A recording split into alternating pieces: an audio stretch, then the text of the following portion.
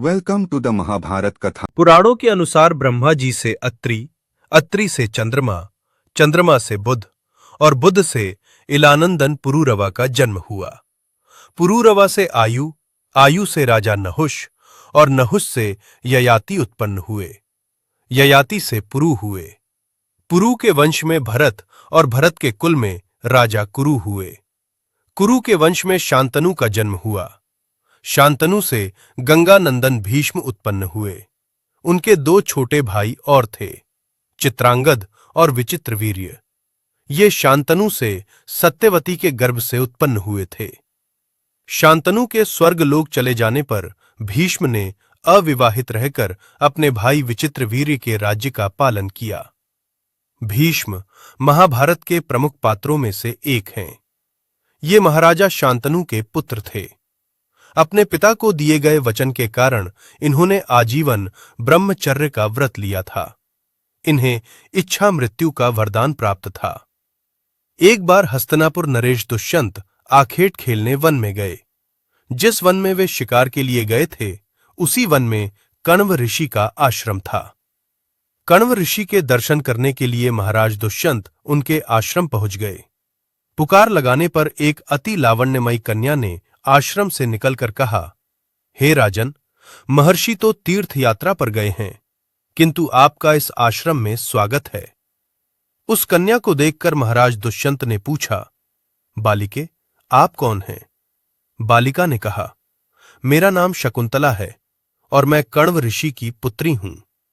उस कन्या की बात सुनकर महाराज दुष्यंत आश्चर्यचकित होकर बोले, महर्षि तो आजन्म ब्रह्मचारी हैं, फिर आप उनकी पुत्री कैसे हैं? उनके इस प्रश्न के उत्तर में शकुंतला ने कहा, वास्तव में मेरे माता पिता मेनका और विश्वामित्र हैं। मेरी माता ने मेरे जन्म होते ही मुझे वन में छोड़ दिया था, जहां पर शकुंत नामक पक्षी ने मेरी रक्षा की। इसीलिए मेरा नाम शकुंतला पड़ा। उसके बाद कण्व ऋषि की दृष्टि मुझ पर पड़ी और वे मुझे अपने आश्रम में ले आए। उन्होंने ही मेरा भरण पोषण किया। जन्म देने वाला, पोषण करने वाला तथा अन्न देने वाला, ये तीनों ही पिता कहे जाते हैं। इस प्रकार कण्व ऋषि मेरे पिता हुए। शकुंतला के वचनों को सुनकर महाराज दुष्यंत ने कहा, शकुंतले, तुम क्षत्रिय कन्या हो। यदि तुम्हें किसी प्रकार की आपत्ति न हो तो मैं तुमसे विवाह करना चाहता हूं। शकुंतला भी महाराज दुष्यंत पर मोहित हो चुकी थी, अतः उसने अपनी स्वीकृति प्रदान कर दी। दोनों ने गंधर्व विवाह कर लिया। कुछ काल महाराज दुष्यंत ने शकुंतला के साथ विहार करते हुए वन में ही व्यतीत किया। फिर एक दिन वे शकुंतला से बोले, प्रियतमे, मुझे अब अपना राजकार्य देखने के लिए हस्तिनापुर प्रस्थान करना होगा। महर्षि कण्व के तीर्थ यात्रा से लौट आने पर मैं तुम्हें यहां से विदा कराकर अपने राजभवन में ले जाऊंगा। इतना कहकर महाराज ने शकुंतला को अपने प्रेम के प्रतीक के रूप में अपनी स्वर्ण मुद्रिका दी और हस्तिनापुर चले गए। एक दिन उसके आश्रम में दुर्वासा ऋषि पधारे। महाराज दुष्यंत के विरह में लीन होने के कारण शकुंतला को उनके आगमन का ज्ञान भी नहीं हुआ और उसने दुर्वासा ऋषि का यथोचित स्वागत सत्कार नहीं किया। दुर्वासा ऋषि ने इसे अपना अपमान समझा और क्रोधित होकर बोले, बालिके, मैं तुझे शाप देता हूं कि जिस किसी के ध्यान में लीन होकर तूने मेरा निरादर किया है, वो तुझे भूल जाएगा। दुर्वासा ऋषि के शाप को सुनकर शकुंतला का ध्यान टूटा और वो उनके चरणों में गिरकर क्षमा प्रार्थना करने लगी। शकुंतला के क्षमा प्रार्थना से द्रवित होकर दुर्वासा ऋषि ने कहा, अच्छा, यदि तेरे पास उसका कोई प्रेम चिन्ह होगा तो उस चिन्ह को देख उसे तेरी स्मृति हो आएगी। महाराज दुष्यंत से विवाह से शकुंतला गर्भवती हो गई थी। कुछ काल पश्चात कण्व ऋषि तीर्थ यात्रा से लौटे। तब शकुंतला ने उन्हें महाराज दुष्यंत के साथ अपने गंधर्व विवाह के विषय में बताया। इस पर महर्षि कण्व ने कहा, पुत्री, विवाहित कन्या का पिता के घर में रहना उचित नहीं है। अब तेरे पति का घर ही तेरा घर है। इतना कहकर महर्षि ने शकुंतला को अपने शिष्यों के साथ हस्तिनापुर भिजवा दिया।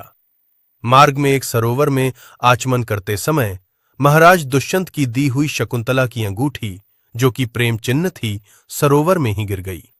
उस अंगूठी को एक मछली निगल गई। महाराज दुष्यंत के पास पहुंचकर कर्म ऋषि के शिष्यों ने शकुंतला को उनके सामने खड़ी करके कहा, महाराज, शकुंतला आपकी पत्नी है, आप इसे स्वीकार करें।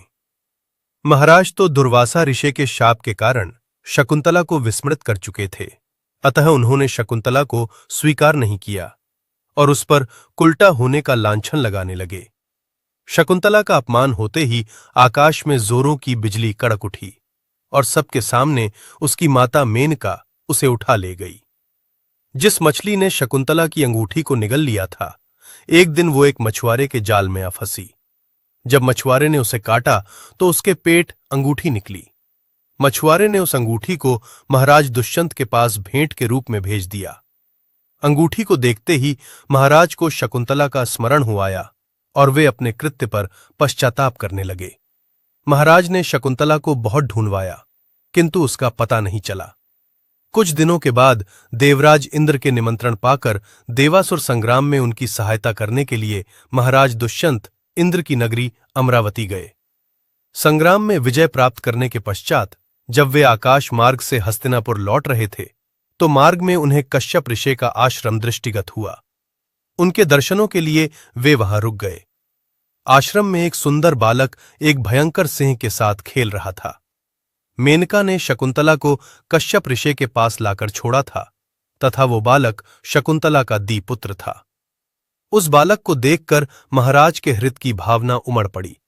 वे उसे गोद में उठाने के लिए आगे बढ़े तो शकुंतला की सखी चिल्ला उठी, हे भद्र पुरुष, आप इस बालक को न छुइए, अन्यथा उसकी भुजा में बंधा काला डोरा सांप बनकर आपको इसलेगा।